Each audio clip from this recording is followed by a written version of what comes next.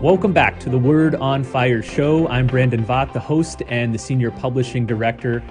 We just learned that the great Pope Emeritus Benedict XVI has passed away. The 265th pontiff of the Catholic Church lived for almost a century. And so today on this special bonus episode, I'm joined with Bishop Barron to discuss his life, his enduring impact, and his key ideas and contributions. Bishop, it's kind of a somber day, but also a joyous one in a way, isn't it?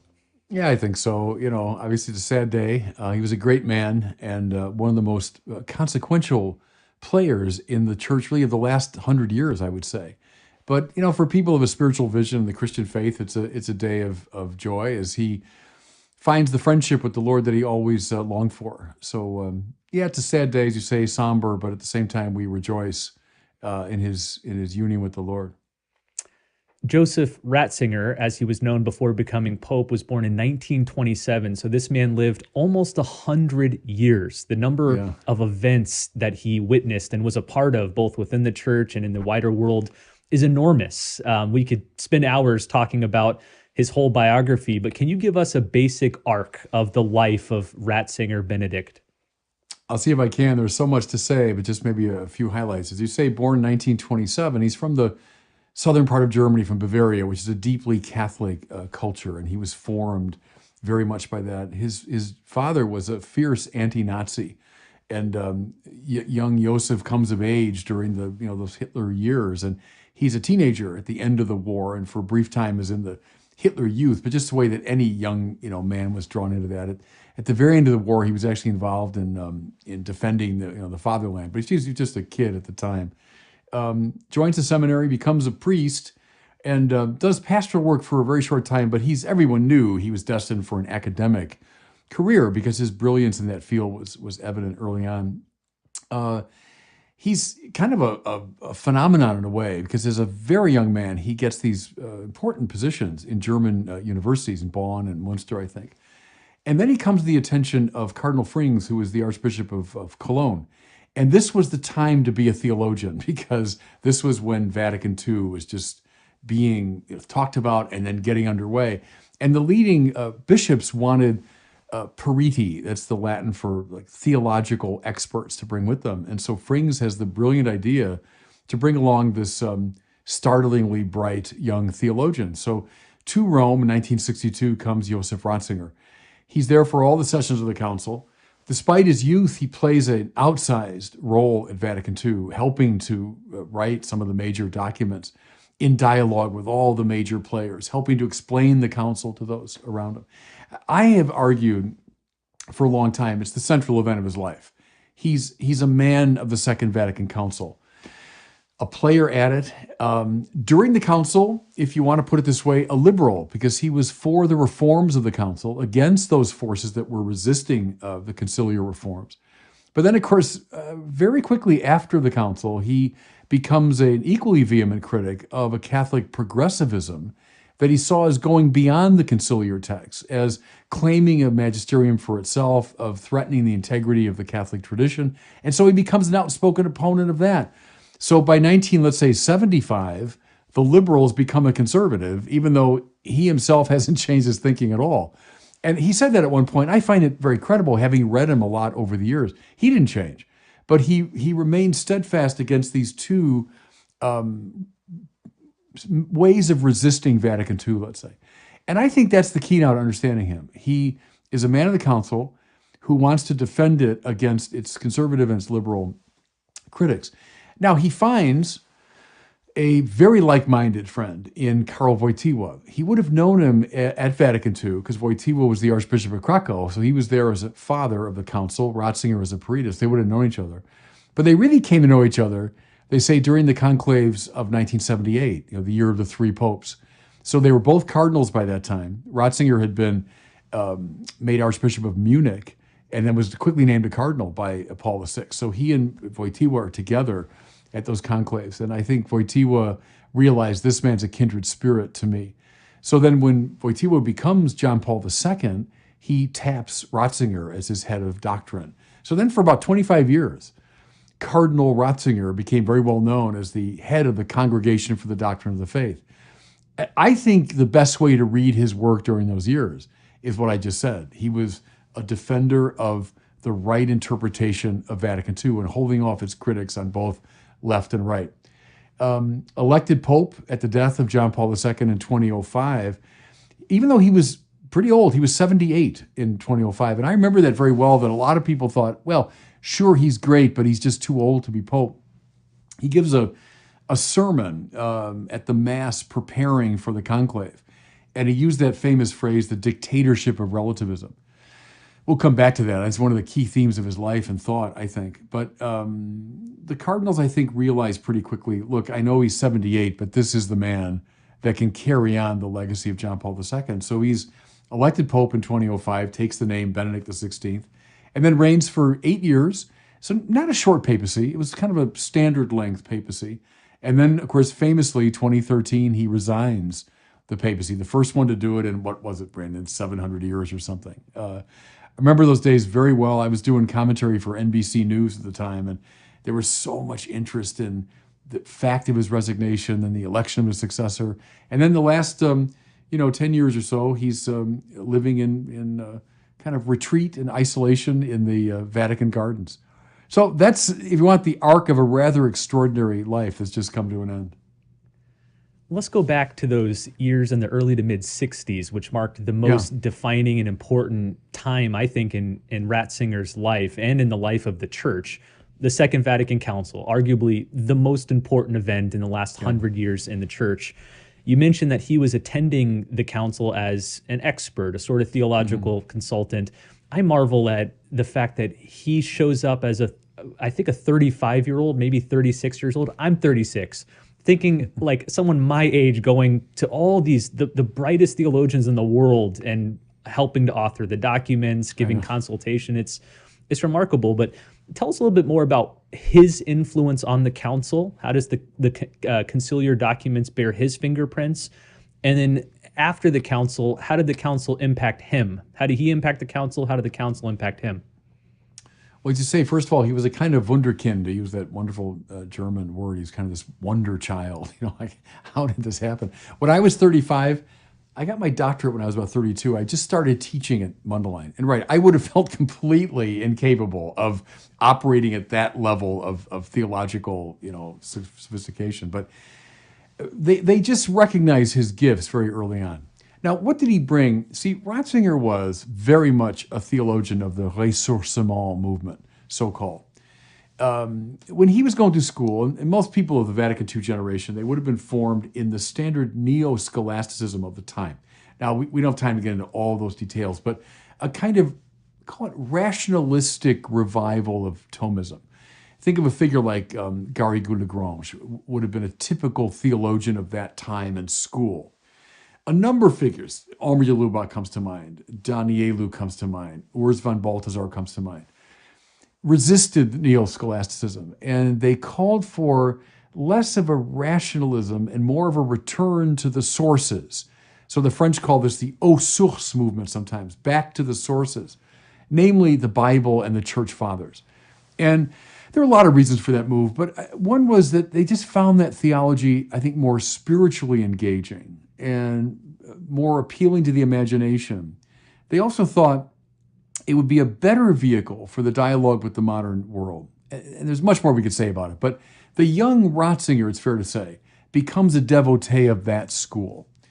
He studies St. Bonaventure, and that's interesting in itself, because if Thomas Aquinas was the dominant figure of the time, it's interesting that this young wunderkind theologian says, I'm not going to study Aquinas, I'm going to study his counterpart, the Franciscan Bonaventure, who represents a very different theological style and school, namely the Franciscan, and behind that, the Augustinian. So you want the two figures that really impact the young Ratzinger, I'd say Bonaventure, and behind him, Augustine. And he said many times, Augustine, he's my master. He's the one, if I were on a desert island, I'd bring the Bible and I'd bring the confessions. That Augustine was his great teacher. I think that's, Brandon, what he brought to Vatican II was a keen sense of the ressourcement, which they saw as not just a sort of retrieval of old stuff. They saw it as a means by which the church could enter into more creative dialogue with the contemporary society. More to it, they saw it as a more effective vehicle for a conversation with Protestantism because they felt that the church had gotten kind of stuck in the 16th century debates. And then the Catholic Church, embracing a neo-Thomism that was fiercely anti-Protestant. Why not, some of them suggested, let's go back to a time before the 16th century, before the Protestant Catholic split. And can we find some common ground in the Bible and the Fathers? So that, I think, was another inspiration for the ressourcement move. But that's, I think, what he brought to the council. Now, what did the council bring to him? I think it just shaped him in almost every way. I think it became the defining event of his life, that defending it and propagating it became his central preoccupation.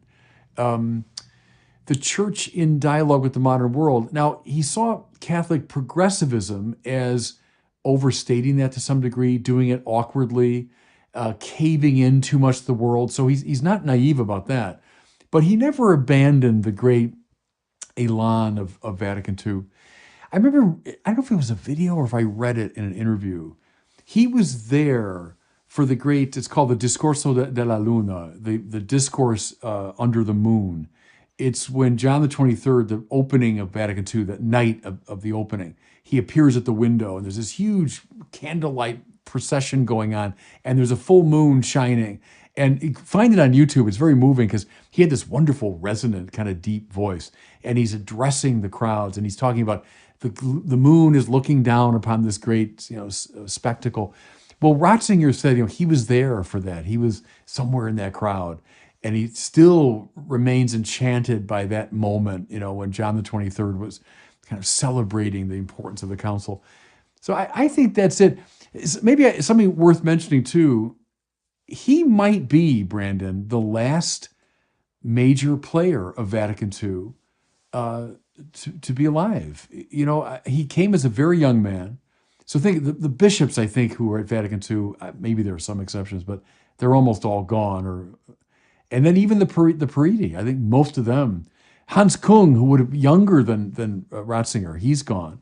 In a way, his death, it's the ringing down of the curtain on Vatican II in some ways. There won't be anybody with a living memory of it. This long dual papacy of John Paul II and Benedict XVI was noted for its expansive outward turn toward the world. So you have John Paul II traveling to more countries than any previous pope. He was the great evangelist. He proposed the gospel to the wider world. But then you have Benedict XVI, who was a noted public intellectual in a way that many past popes hadn't been. In fact, you could describe him as one of the theological and intellectual giants of the last 100 years. And again, not just within the church, but on the broader intellectual landscape. For example, he was an interlocutor with many other renowned intellectuals, such as Jürgen Habermas. He instituted the Courtyard of the Gentiles project, which was meant to be a sophisticated outreach to the realm of arts and media, et cetera. How would you describe Benedict XVI's tone for the church's engagement with the wider world, and what lessons can we draw from it today?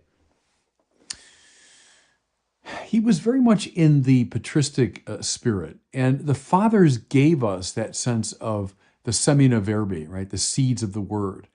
So if we hold that Jesus is the Logos, well, then anything that's logical is related to him. There's if you want, the central teaching of his famous Regensburg speech that was so controversial because of his citation of a medieval critic of Islam. But the central point of that talk was really interesting.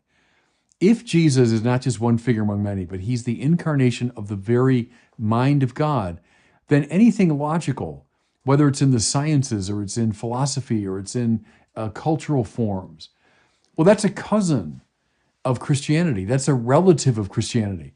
And if Jesus is the Word, well, then there are semina verbi, there are seeds of the Word all over the place. And so the job of the church is to find those and to engage those and maybe water those and see if they grow. I think that was the key to his engagement. Now, see, notice something interesting there, is it begins Christologically. It's not a surrender to the world.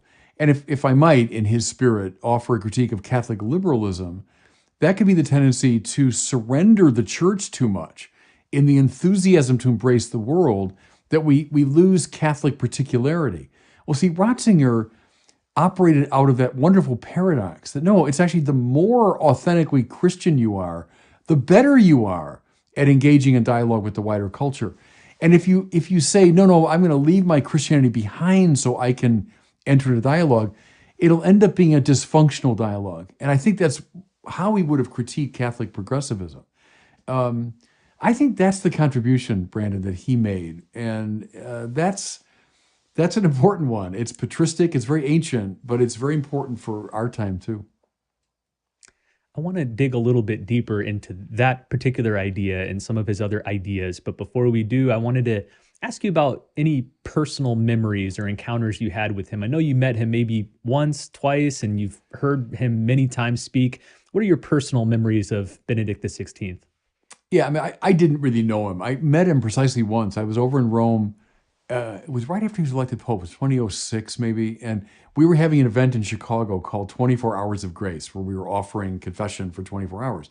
So I was in Rome for something else. I forget what it was. And I had procured these purple stoles that the priests were going to wear during this. And somehow I got in the prima fila, they call it, the first row at the audience. And the Pope came by, and it's noisy, and I shouted something like, "Hi, I'm Father Barron from Chicago, and could you bless these stoles?" And so then he solemnly blessed them, and we have a photo of that. But that's the one time I met Josef Ratzinger. But I did see him a lot when I was in Rome in 2007. So I was there as a scholar in residence at the North American College. And on Wednesdays, you know, the Pope typically has an audience.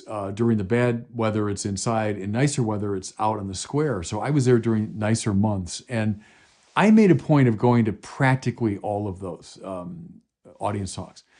The ones I heard were on the great theologians. They were on some of the fathers, then the medieval doctors. And so here's this figure who himself was like a church father, talking about these figures. And, you know, his command of languages, his erudition, his articulate manner of thinking, all that was on display. But what really struck me was his love for the Lord. I mean, he was someone who was in a deep friendship with Christ. And you saw it in his manner of being and his gesture and his tone of voice.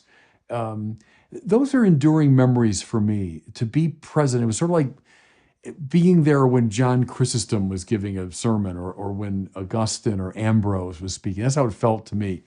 And I still remember those with great fondness and great spiritual profit. Well, I'd like to spend the rest of our discussion here exploring some of Benedict's key ideas and contributions. Now, just as it's impossible to summarize his whole life in just a couple minutes, it's impossible to sum up his intellectual contributions. He's written 65 plus books, 3 encyclicals, countless speeches, letters, homilies. So this is necessarily a very truncated summary, but I think that these 5 lessons represent some of his lasting legacy. So the first one, true reform versus false reform in the church. Reform was a major buzzword throughout his life, especially before, during, and immediately after the Second Vatican Council. But he went to great lengths to ensure that reform was properly oriented. And in particular, he introduced these 2 phrases, the hermeneutic of continuity versus the hermeneutic of rupture. I know those are long technical phrases, but how did Pope Benedict understand reform, and why did he think it was needed in the 20th century church? Yeah, and you mentioned when you say true and false reform, you're referring to Yves Congar, who was maybe the most important theological figure at Vatican II. His famous text, Vraie et fausse réforme dans l'Église. Ratzinger would have read that with great interest. I think would have subscribed to it. And you put your finger on it, Brandon, with the different hermeneutics. He didn't like the progressive or liberal interpretation that saw Vatican II as a rupture. And I'll say this, when I was a little kid going to Catholic grade school in the years after Vatican II, and that was very much the way it was presented to us. Vatican II was a revolution. There was darkness before, then there was this great burst of light in 1965, and then we've been living in the luminosity of Vatican II since then. it was presented very much as a revolution, not an evolution. Where he would have adopted, another hero of his was John Henry Newman. It might have been Ratzinger that led me to Newman, who became a hero to me. But, Newman, who famously talks about the development of doctrine, yes, indeed, but doctrine develops in an evolving way. It doesn't lose contact with its past, doesn't become something else. It unfolds its own true meaning and integrity. So I think Ratzinger would have seen that's what's happening at Vatican II. Now, was it needed? Sure. Look at the liturgical reforms. Ratzinger would have been very much a devotee of Romano Guardini and of a liturgical movement. These are the people going back now to the 10s and 20s and 30s in Germany and Europe and then our country, who are saying, look, the liturgy has become so ossified that most Catholics have no connection to it. They don't know what's going on. We want full, conscious, and active participation, all of those things. Ratzinger would have been very much behind that and would have supported, Sacrosanctum Concilium, the great statement of Vatican II on liturgy. He would have subscribed to another hero of his, Urs von Balthasar, who said the church has been crouching behind its medieval walls too long. It's time to raise the bastions and to get the church out into the world. He would have subscribed very strongly to that. So read the great texts, many which he helped to write. Lumen Gentium, a new way of thinking about the church, or it's called an evolution in our understanding of the church, not starting so much top down, but beginning with the people of God and the universal call to holiness. And he would have subscribed to all that. So I think that's how he saw himself in relation to Vatican II. Let's talk about a second lesson, which is liturgical renewal. You mentioned the name Romano Guardini, who famously wrote a book called The Spirit of the Liturgy. Joseph Ratzinger later wrote a subsequent book with that same title and in the same vein. Guardini was one of the figureheads of this 20th century liturgical movement. As you say, Ratzinger was attracted to that. How did he specifically contribute to the liturgical renewal of recent decades? Well, it's a very interesting question. And this is where things get intriguing because, as I say, the young Ratzinger, following Guardini and many others, Karl Adam in Germany, think of people like Virgil Michael over here, would have, seen the need for this great reform of the liturgy. Now, fast forward to when Joseph Ratzinger writes his own book, The Spirit of the Liturgy. By that time, the reform of the council had given rise, he thought, to some real distortions of the liturgy. That the liturgy had become too much focused on us. It was anthropocentric rather than Christocentric. It had become, too much of a this-worldly celebration of the community rather than a participation in the mystery of redemption, etc. And so by that time, he's a critic, more conservative critic, let's say, of what had happened with the liturgy after the council. Again, it's that idea of Ratzinger at the council, the liberal, right, calling for liturgical reform, but then decades later, Ratzinger, the conservative, was saying, well, wait a minute, but what happened to the liturgy was not really what Vatican II had in mind. So I think he contributes at both stages of his career, if you want. He contributes as a liberal at the council, and he contributes as a more conservative critic later in his career. And I think both are very important moments. And look at our dialogue today, Brandon. There are still people today, liturgically, who say, look, the whole Vatican II thing, that was a big mistake. Let's go back to the way it was. Or people on the progressive left, like, let's keep changing the liturgy until it becomes unrecognizable. Both Ratzingers, or let's say Ratzinger looking both ways, the 60s and the 90s, are both needed. They're both needed today. A third major lesson we can take away from the life and teachings of Benedict is the importance of the Bible for theology. Mm-hmm. Now, Ratzinger Benedict wasn't a biblical scholar per se in the terms we would use today, but he was definitely a biblical theologian, meaning one who incorporates and uses scripture heavily throughout his theologizing. He also came of age in a period where the historical critical method was in vogue, and a lot of his career was with engagement with that theory. what did Benedict teach about the Bible and its role in theology? It's a very interesting thing, and again, the length of his life and his career contribute to the complexity of the thing. I mentioned he's a ressourcement theologian. One of the problems that a lot of the people that taught him had with neo-scholasticism was its lack of biblical reference. They thought it was too much of a deductively rationalistic philosophical approach to religion. And so the recovery of the Bible becomes key for them. Now, who had that in their bones but the church fathers? So you can't read Augustine. Augustine, a philosophically brilliant figure, obviously, but he's a biblical theologian. Read someone like Origen, he's animated at every turn by the Bible. The great preachers like Ambrose and Chrysostom, and then Jerome, who's the great biblical figure. The fathers were immersed in the Bible. So that's an opening move that Ratzinger makes, to say that we need a ressourcement that brings us back to the Bible. Then to your second point, fast forward from the Council, the 60s, to 1988. And it's a text that I think is one of the most important that Ratzinger wrote. And it was at a conference sponsored by Richard John Neuhaus in New York. At the time, Neuhaus was still a Lutheran. He was about to become a Roman Catholic. But it was a conference on the Bible. And some of the leading figures, Raymond E. Brown himself was there. So some of the leading figures in Catholic biblical scholarship, most of whom operated out of the historical critical method. And Ratzinger gives this kind of programmatic speech, not rejecting historical criticism, but of saying it needs to be complemented and supplemented in all sorts of ways. And what he was suggesting was a more patristic way of doing it. That speech had a huge impact on a lot of us. I'll include myself there. 88, where was I? I was 2 years ordained to the priesthood at that point. I would have been formed almost entirely in an historical critical approach to the Bible.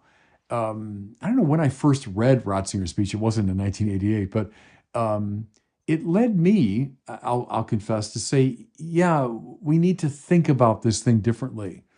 Most of the work I've done with the Bible has been very much animated by this Ratzingerian ressourcement move. Well, fourth major lesson from the life and teaching of Benedict XVI was his synthesis of faith and reason. Especially in light of an unbelieving world, he felt it was important, following the moves of John Paul II, to emphasize not just the compatibility, but the mutually enhancing nature of both faith and reason. You mentioned earlier his famous Regensburg address, maybe the climax of this point. Again, controversial because of some offhand remarks about Islam, but it was fundamentally about the need to see reason as a common ground from which to address differences of opinions, whether ethical, theological, moral. What was he arguing there in the Regensburg address, and why is that still important today? Yeah, it's super important. And I made the point earlier about Christ the Logos, and therefore all of logic is related to him. But there's another point he made there that's interesting. Namely, the importance of an intellectual approach over a voluntaristic approach. So voluntarism, from voluntas in Latin, meaning will. When you have a will-centered approach, the focus comes to be upon power. Voluntarism often begins as a theological movement. We're so impressed by God's transcendence and God's sovereignty. God can do whatever God wants. And so the voluntas Dei, the will of God, becomes the most important. Well, that will translate itself very often into a sort of voluntarism at the human level, where politically speaking, culturally speaking, speaking both individually and collectively, it's the will that matters. Well, see, what Ratzinger saw, and he's dead right about this, I've always been a sharp critic of voluntarism because it leads almost ineluctably to violence, is we don't find a common ground that we can talk and think about. We have two opposing wills. We have my will and your will, and there's no way to really adjudicate the dispute. I think there's a straight line from voluntarism to someone like Nietzsche and to Foucault in our time, that those are voluntaristic instincts. Ratzinger said, a logos-centered religion is one that leads toward dialogue rather than toward violence. Dialogue, there's logos again, right? If Christ is the logos, then anything logical is related to him. Well, that means I can find common ground with another philosophy, with another science, with another cultural perspective, if we can find what's logical in our two perspectives. That's what he was arguing in the Regensburg Address, and it remains of crucial significance, I think, in our conversation today. Well, let's turn to the fifth and final lesson from Pope Benedict XVI. I think it's maybe his most defining mark. It's also one of the 8 principles of Word on Fire. We've adopted it as our own, and that's Christocentrism. Christocentrism. I think you've used that phrase a couple of times. Yeah. I think back to the very first paragraph in Benedict's encyclical, Deus Caritas Est, in which he has what's maybe his most famous one-liner, his most famous quote. He says, "Being Christian is not the result of an ethical choice or a lofty idea, but the encounter with an event, a person, which gives life a new horizon and a decisive direction." And of course, that person is Jesus Christ. He also wrote a magnificent 3-volume series known as the Jesus of Nazareth series, which illustrates this Christocentric principle in spades. How did Pope Benedict XVI contribute to a more Christocentric Catholicism? Well, in all the ways you just mentioned. And it goes right back to his early formation. A scholasticism that was very rationalistic tended to be non-biblical, and for that same reason tended to be non-Christological. Now, I'm overstating it here to make the point, but there was a tendency to read religion in a very rationalistic, deductive way, and to bracket Christian particularity. Well, the young Ratzinger turns not toward the neo-scholastics, but he turns toward Bonaventure and Augustine and the Fathers, for all of whom the particular Christ, this Logos made flesh, this Jesus, is the point of orientation. Think of so much of theological liberalism, beginning with someone like Schleiermacher, that also bracketed the particularity of Jesus. It was very much in favor of a universal type religious experience. Ratzinger would have been formed against that. Now, the paradox, and he had the nuance of mind to see it. The paradox is the more you emphasize that particular Jesus, who is the Logos made flesh, the more you're able to enter into a conversation with those outside the Christian ambit. So for him, it was not this either or. It was an implication of his Christocentrism that he could be very much geared to the culture. Now, that's Word on Fire. I mean, even as I talk about this, I see in so many ways, I would have read Ratzinger, beginning in the late 80s or 90s, and I used him in my classes at Mundelein for many years. I had the students read the Introduction to Christianity, many others. I just see in all these ways, through a kind of osmosis, Ratzinger's thinking became my thinking on a lot of issues. And I still think it's the best way forward for the church, especially in its dialogue with the modern world. So, are you going to just pay tribute to this massively important figure? Well, as we close, let me ask you this final question about his enduring legacy. I'm pretty confident that in 100 years, 200 years, people are still going to be reading Joseph Ratzinger, Benedict XVI. And when they do, and they look backward on his life and legacy, what one word or phrase or theme do you think people in the future will use to sum up Ratzinger Benedict? That's good, Brent. It's difficult to answer because you don't want to be flippant about it. Faith and reason comes to mind, that he's one of the great advocates of faith and reason. But the Christocentric thing is what's really striking me. And the citation you just gave, maybe that's it. Pope Francis has emphasized that many times. Christianity is not an ideology or philosophy. It's a relationship to a person. And then from that central place, the whole of his thought kind of unfolds. So maybe that's it. Maybe it's the friendship with Jesus. That's at the heart of his.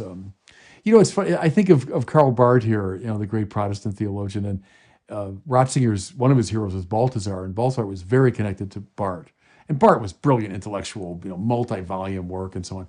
As an old man, he comes to America, University of Chicago, and he gave a lecture, and then there's a Q&A, and someone said to him, how would you sum up your theology? And he said, I think I'd use a line from a song from your culture. Jesus loves me, this I know, because the Bible tells me so. I thought, pretty good. That is pretty good summary of Bart. And you wouldn't be all that far from Ratzinger in saying that too. Well, as we wrap up, I want to share with all of our listeners that Word on Fire has built a new website centered around Pope Benedict XVI that features all of Bishop Barron's and Word on Fire's resources on this great man and his thinking. So multiple articles, videos, homilies, podcasts. You can find that at wordonfire.org/Benedict resources. I'll, of course, include a link in the show notes. Also, last year we produced a magnificent book. I'm going to hold it up here so you can see it on the screen. It's called The Pope Benedict XVI Reader, and it's an anthology of Benedict's writing, speeches, teachings, biography that was specifically created for those who haven't read anything of Pope Benedict and want to find an easy way in. Tracy Rowland, the renowned Benedict XVI scholar, says, this is the Ratzinger equivalent of a highlights disc. Within these pages, readers can find his best arias, his most famous overtures, his hauntingly pure, slow movement adagios. These excerpts are an opportunity to access the mind and the heart of the master theologian of our age. Every Catholic home should have a copy of this book. Tracy's words, not mine, but I agree with her. So check it out. You can find it at wordonfire.org/Benedict. And again, I'll include a link to that in the show notes as well. Well, thanks all of you for listening and watching this special episode dedicated to Pope Benedict XVI. And we'll see you next time on the Word on Fire show.